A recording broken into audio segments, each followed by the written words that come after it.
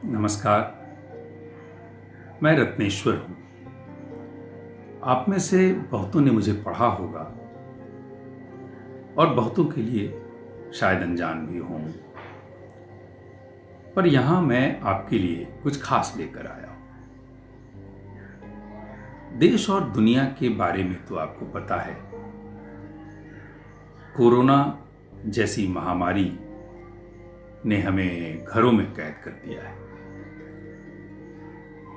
मेरी सलाह है कि आप डरें नहीं। सावधानी और सफाई आपको सुरक्षित रख सकती है। खुद भी बचें और दूसरों को भी बचाएं। इस बीच किताबों को अपना साथी बनाएं। मैं साहित्य तक के साथ आपको ले चलता हूं, जहां मैं अपने उपन्यास एक लड़की पानी पानी, जो पानी पर केंद्रित है, उसका एक अंश सुनाता हूं। पार्वती दौड़ती हुई कुएं के पास गई थी। कुएं की घिरनी के सहारे बाल्टी नीचे लटकाई थी उसने।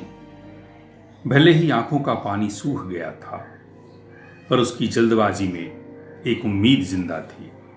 जिंदगी की उम्मीद, जिंदगी से उम्मीद, जिंदगी के लिए उम्मीद। पर खाली बाल्टी बाहर आई थी और पार्वती के हाथ से उम्मीद की यह डोर भी छूट गई थी। धपाक! घिरनी पर रस्सी तेजी से फिसली थी, जैसे उसे बस इसी पल का इंतजार हो। बाल्टी तेजी से रस्सी के साथ सूखे कुएं में नीचे गिर गई थी। शायद चमत्कार हमेशा नहीं हुआ करते। कुएं की मुंडेर से वह बेतहासा उल्टे पांव भागी थी, उस कच्ची रेतीली अनजान बेराह पर। तभी उसे दूर से धूप में चमकता हुआ पानी आमंत्रित करता दिखा था। वह बदहवास भागी थी उस ओर। अरे, अभी यही तो पानी था, कहां गया पानी? हे श्याम बाबा! वह चीखने लगी थी। उसे थोड़ी दूर पर फिर पानी आमंत्रित करता दिखाई पड़ा था। वह फिर विश्वास के साथ दौड़ी थी, पर पानी किसी बुझबुझौल की तरह गायब हो गया था। पार्वती विचलित होकर रेतीली जमीन खोदने लगी थी, जैसे कि उसका कोई सामान यहीं कहीं खो गया हो। तभी उसकी आंखों में एक तरह की चमक उभर आई थी, मानो गड़ा खजाना हाथ लग गया हो। थोड़ा ही खोदने पर उसकी उंगलियां गीली होने लगी थी। उस चिलचिलाती धूप में उसका कंठ सूख रहा था। हल्की महीन पानी की बूंदें उसके ललाट पर भी पसीज आई थी। हाँफती हुई पार्वती सूखे कंठ को थोड़ा गीला करने के लिए चमकती हुई आंखों से अपनी उंगलियां चाटने लगी थी। नमकीन लगा था उसे। अजीब सा मुंह बनाते हुए वह अपनी उंगलियां देखने लगी थी। उसकी उंगलियां बालू से रगड़ खाकर छिल गई थी और उनसे खून रिस रहा था। उफ! मुंह से बरबस हृदय फाड़ दर्द उभर आया था। उसकी आंखों से जैसे चमक गायब हो गई थी। सूखते हलक को पानी की कुछ उम्मीदी देने के लिए अपना ही खून चाटना उसे भीतर से भयावह रूप से कचोट गया था। पार्वती निर्जल आंखों से रोते हुए चित्कार कर उठी थी। उसकी अपनी आंखों ने भी पानी देने से मना कर दिया था। अचानक जैसे उसे अपनी बच्ची की याद आ गई थी और वह हवा के वेग की तरह घर की ओर भागी थी।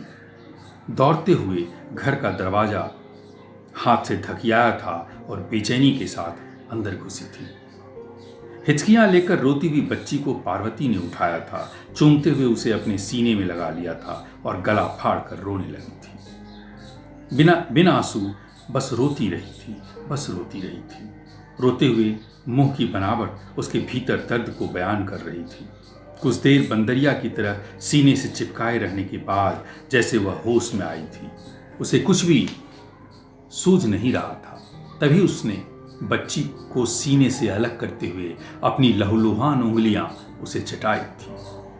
कुछ पल के लिए लगा जैसे भूख प्यास से तड़प रही बच्ची ने खून चाटकर थोड़ी राहत पाई हो, पर अगले ही पल वह बच्ची जोर जोर से रोने लगी थी और फिर मूर्छित होने लगी थी। पार्वती ने अपनी बच्ची को मौत के मुंह में जाते देखकर आंखें बंद कर ली थी, जैसे प्रार्थना कर रही हो। कुछ पल प्रार्थना मुद्रा में रहने के बाद जब उसने आंखें खोली तो लगा जैसे कोई गुत्थी सुलझ गई हो। फिर इधर उधर नजरें घुमाकर कुछ तलाशने की कोशिश की थी उसने। टेबल पर नजर रुक गई थी उसकी। भागती हुई पार्वती वहां गई थी और एक पुरानी सी छुरी उठाकर अपनी उंगली काट ली थी। वह दर्द से कराह उठी थी। उधर जमीन पर गिरकर उंगली भी छटपटा रही थी और इधर उसकी कटी उंगली की जगह से खून के साथ भारी दर्द बहने लगा था। उसके खून में अब भी थोड़ी ऊर्जा, थोड़ी तरलता बाकी थी। खून से सनी अधकटी उंगली को उसने अपनी बच्ची के मुंह में डाल दिया और आंखें बंद कर ली। धीरे धीरे रंग बदलता उसका चेहरा बिल्कुल शांत हो गया था। उम्मीद है आपको मेरे उपन्यास का यह अंश पसंद आया होगा। तो बने रहिए साहित्य तक के साथ, क्योंकि इसी जगह ऐसे ही किसी और किताब के साथ, किसी अंश के साथ कोई और लेखक शामिल होंगे, आएंगे जल्द ही, आपसे मुखातिब होंगे, क्योंकि किताबों से बेहतर कोई और साथी